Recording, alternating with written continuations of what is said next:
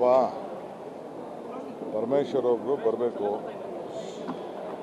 ಇನ್ನೊಂದು 10-15 ನಿಮಿಷದಲ್ಲಿ ಬರ್ತಾರೆ. ಎಲ್ಲ ಮತದಾನ ಮುಗಿದಿದೆ. ನಾವು ಯಾವ ತಂತ್ರಗಾರಿಕೆನೂ ಮಾಡಿಲ್ಲ, ತಂತ್ರಗಾರಿಕೆ ಅವಶ್ಯಕತೆ ಇಲ್ಲ.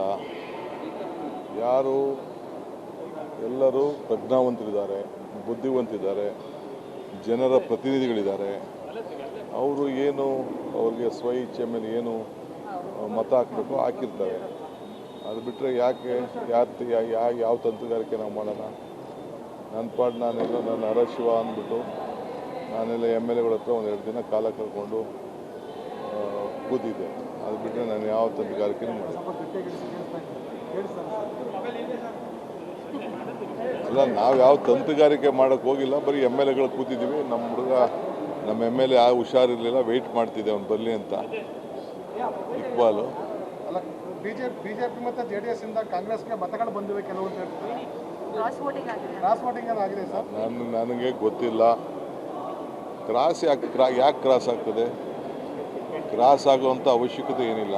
ನಿಮ್ಮ ಅಭ್ಯರ್ಥಿಗೆ ನಮ್ಮ ಹತ್ರ ಏನು ಓಟ್ ಇದೆ, ನಮ್ಮ ಓಟ್ ನಮ್ಗೆ ಹಾಕೊಳ್ಳಿ ಅಂತ ನಾವು ಕೇಳ್ಕೊಂಡಿದ್ದೀವಿ ಅಷ್ಟೇ. ಕ್ಯಾಂಡಿಡೇಟ್ಗಳು ಏನೇನು ಮಾಡ್ಕೊಂಡಿದ್ದಾರೋ ಗೊತ್ತಿಲ್ಲ ನನಗೆ. ತಮಿಳುನಾಡು ಗೌರ್ಮೆಂಟ್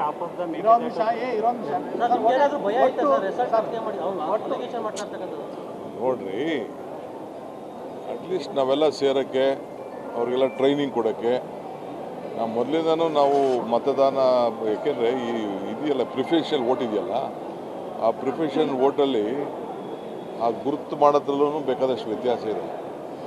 ಅದಕ್ಕೆ ನಮ್ಮ ಅನುಭವನ ಅವರೆಲ್ಲ ತಿಳಿಸಿದ್ದೀವಿ. MLAಗಳೆಲ್ಲ ಸುಮಾರು 60-70 ಜನ ಹೊಸಬ್ರಿದ್ದಾರೆ.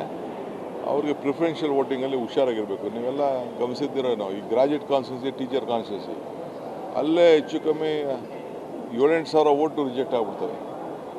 ಯಾರು ಗ್ರಾಜ್ಯುಯೇಟು, ಟೀಚರ್ಸು. ಇಲ್ಲೂ ಬುದ್ಧಿವಂತಿಕೆ ಇರ್ತದೆ, ಬಟ್ ನಾವು ಸ್ವಲ್ಪ ಈಗ ಪ್ರಿಫರೆನ್ಷಿಯಲ್ ವೋಟ್ ಹಾಕ್ಬೇಕಾದ್ರೆ ಸ್ವಲ್ಪ ಹುಷಾರಾಗಿರಬೇಕು ಅಂತ ಅವ್ರಿಗೆಲ್ಲ ಟ್ರೈನಿಂಗ್ ಕೊಟ್ಟಿದ್ದು ನಿಜ.